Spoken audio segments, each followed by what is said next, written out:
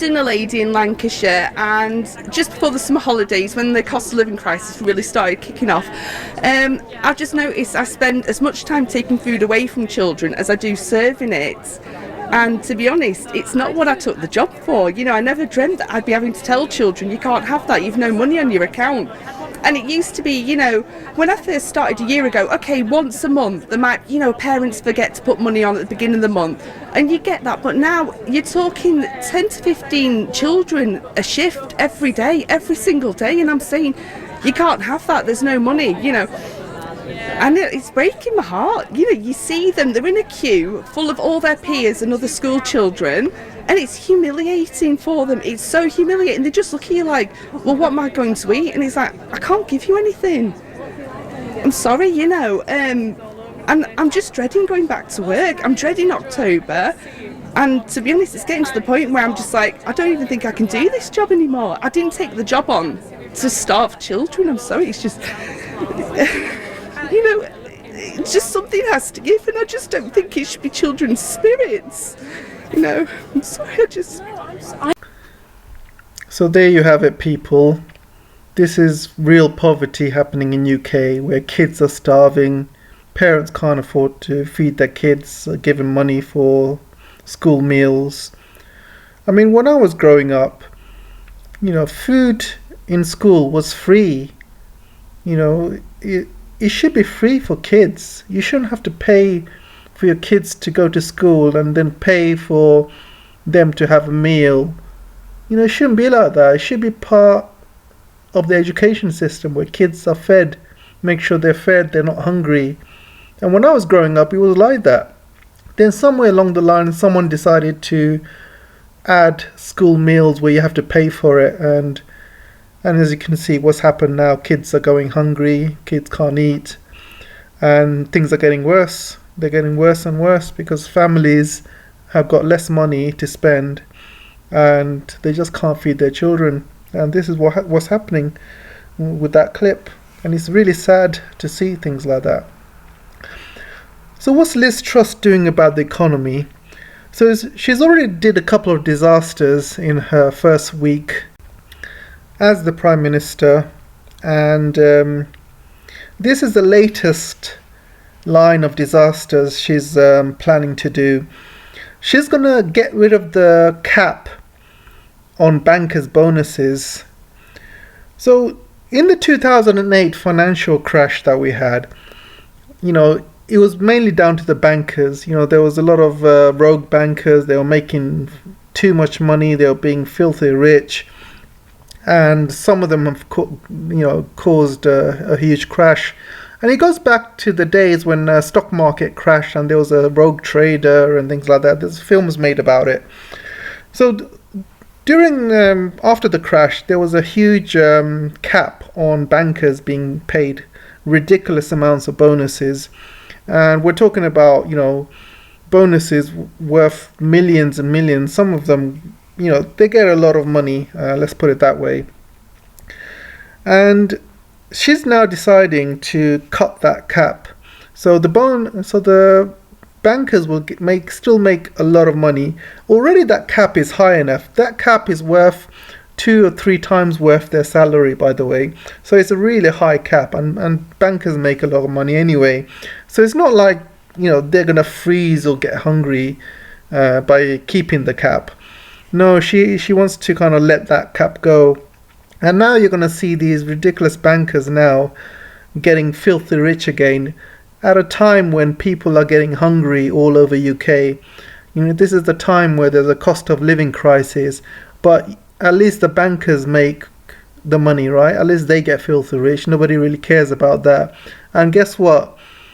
When it comes down to a financial crash again, and it will come next year or maybe even this year, these banks are going to be begging to the government to bail them out. And, oh, please give us money to bail us out, please, we've given too much money to the bankers, we need to be bailed out, please. And the government will bail these banks out, give taxpayers money. And also there's a bail-in system as well, that banks will able to keep your money or my money if we have savings in there by force. So this is what's called a bail-in.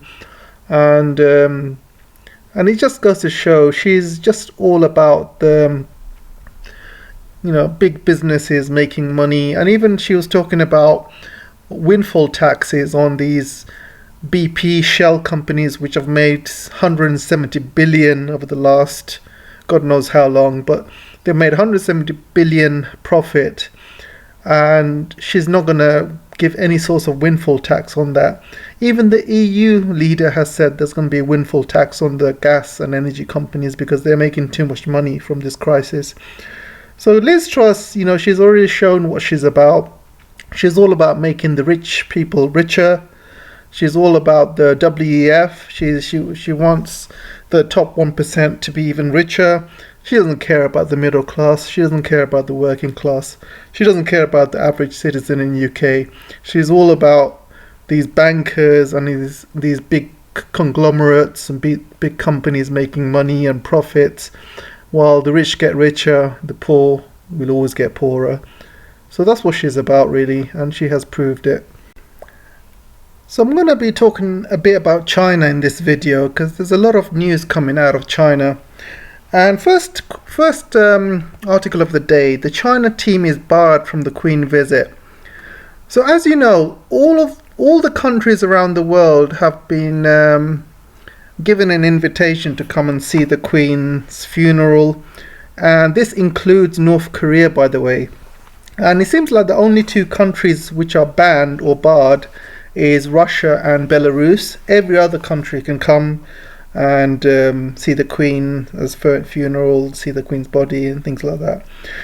So then I saw this article here.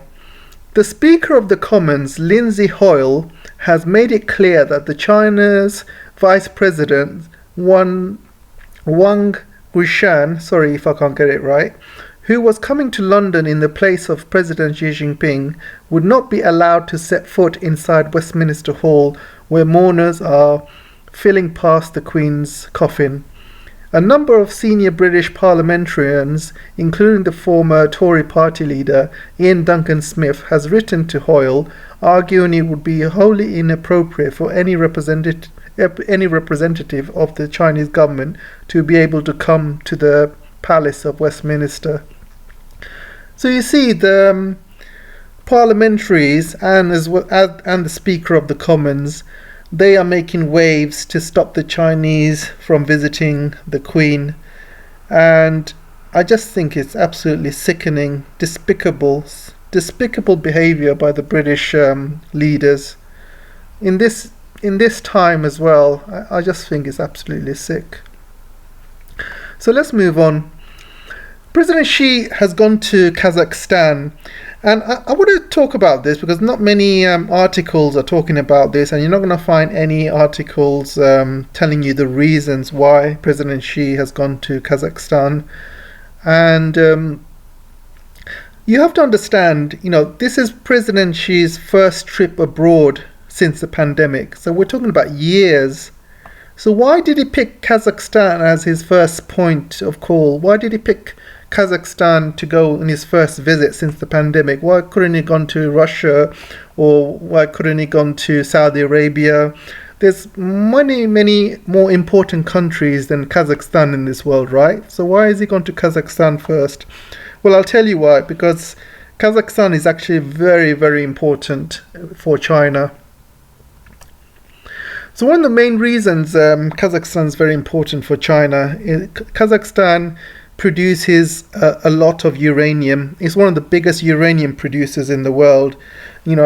Other great uranium producers is Australia, and because China is having a trade war with Australia, they cannot really buy anything from Australia. So Kazakhstan is the only point of call. So with everything going on with Russia, with the gas prices, with oil, the whole world is looking at going nuclear. So USA has announced all these new nuclear plants. Europe has announced lots of new nuclear plants. France has announced some as well. And Germany was supposed to shut down its nuclear plants, and they decided to keep them open after all. And China has also announced 10 new nuclear plants, and you can see here China is ramping up its efforts on nuclear power projects with 5 projects, including 2 announced on Wednesday, powered by 10 nuclear reactors having been approved so far this year, a record number since 2011. So China is ramping up on nuclear power plants as well, and they're going to have up to 50 to 100 coming up over the next century or so. By 2030, I think they'll have about 50 new nuclear power plants. By 2030, they'll have at least 20 or 30 ready. And they are making an average 1 per year or maybe 2 per year. And it's a lot, you know, so the whole world is starting to look at going nuclear. So as you know, there's been a really heavy stock price defeat in the United States. Lots of tech stocks have been going down. The only stocks that have been going up, one of them is uranium. Uranium prices have actually gone up since last year. And last week, I believe, they've gone up by 20%. So uranium seems to be the very much a very important commodity in this world, and it looks like uranium mining has gone back into fashion, and uranium prices are going up. So uranium is very, very important for all of these nuclear power plants, and as you can see, there's going to be a huge nuclear race happening all over the world, and the whole world's going to be trying to get as much uranium as possible. So this is why President Xi has gone to Kazakhstan to secure uranium, to secure more contracts with uranium mines, and to try and get in there first before anyone else does. And this is why Kazakhstan was his first trip since the pandemic, and this is why Kazakhstan is very, very important to China. So another important country for China is Uzbekistan. And Uzbekistan is where they're having the current SCO meetings, and this is where President Xi will meet the Uzbekistan leader. He's also going to meet Putin there as well. So the reason Uzbekistan is very important to China as well, because recently Uzbekistan has signed a contract with Kyrgyzstan, with China, to build more railway lines going into Europe, and they're also going to be going into Iran, and also going into Turkey. So there's going to be a huge more infrastructure spending going on in this as part of the BRI. So this is going to be called the CKU Railway, and the CKU Railway is going to go from, it's going to have a corridor to the EU. So it's going to have a new corridor to the EU. So one of the main problems with the current corridor is the BRI goes through Russia, goes through Moscow, and it goes through other, and the Europeans don't like it. They don't like anything coming through Russia at the moment. So China is basically forced to create new trade routes, and this is going to go through Turkey and into Europe from there. And it's also going to go into Middle East, and when you say Middle East, it's actually going to be going into Iran. So this is going to bring Iran into the Central Asia and also link it to China as well. And it's also going to link Kyrgyzstan, as you can see. It's also going to link Kazakhstan and Russia. It's going to link Turkmenistan, the European Union, and the Middle East. So this line is going to be brand new. It's going to be very important to the BRI, very important to Uzbekistan's development, as well as China in terms of linking China to the rest of the world. So this is one of the reasons why President Xi has gone to Central Asia, because these two countries, Kazakhstan and Uzbekistan, are very important to China's current long-term strategy. Yesterday, the Senate passed a bill to bolster US security assistance to Taiwan. So the Senate basically approved a bill to bolster more defense spending for Taiwan, and they're going to authorize 6.5 billion over the next 5 years. And this is another line of kicking the teeth to China, and China right now is very unhappy about this, and it seems like the United States of America and the guys in the Senate, the guys in the deep state and neocons, they seem to be taking these steps, day by day, week by week, month by month, to antagonize China. And they know steps like this will antagonize China very much so, but they still do it, and they seem to be doing it more and more, doubling down. And if they carry on doing this, there's going to come a time when China says enough is enough. This is it. I mean, they did this with Ukraine and Russia. There came a time when Russia said, you know what, enough is enough. We're not going to take this anymore. We're going to go into Ukraine. And, the US needs to be really, really careful, especially during this time in the world where there's a cost of living crisis going on, there's inflation going on, there's a war going on in Ukraine. I mean, does it want another war? Does it want to destabilize the world even more? This should be a time for de-escalation, demilitarization, not time for escalating things like this and, triggering more wars around the world. It's unbelievable what they're doing, unbelievable. Things are about to get worse for the US economy as well as British economy as well. So you can see from these articles here, Indians get twice as many US student visas as China in 2022. And you can see the numbers here. Indians got 77,000 visas while Chinese got 46,000. And you've got to look at the numbers. A few years ago, only two years ago or 3 years ago before COVID, Chinese students were probably triple that number, or even more than double, to be honest, and definitely more than Indians. And this is basically a kick in the teeth for not only the universities in the US, but also the universities in UK, because the Indians have also beat the Chinese for the number of students coming into UK to study in UK universities. So these universities are just going to end up being targeted because they're going to be making less money, first of all, because they don't have enough Chinese students. Secondly, how they're going to make up this shortfall. And thirdly, when Chinese students do go to these countries like USA, UK, not only do they put money into the universities and stuff like that, but they also put money into the economy. They go out and spend, they go buy designer clothes, designer outfits, they do a lot of shopping, So these Chinese students, not only are they losing out in tuition fees, but they're also losing out money that could be really useful in the economy. And this could be down to a number of factors, by the way. The first factor is that there's a huge, obviously, anti-Chinese sentiment going on in USA and also in UK. And the Chinese, students get that and they feel it, and they think, why should we go to a country where we're not wanted? And I completely get their point. And secondly, there's been a lot of anti-Chinese violence going on against students as well, and other Chinese people living in UK and living in the United States. And obviously that probably scares a lot of Chinese students to come here.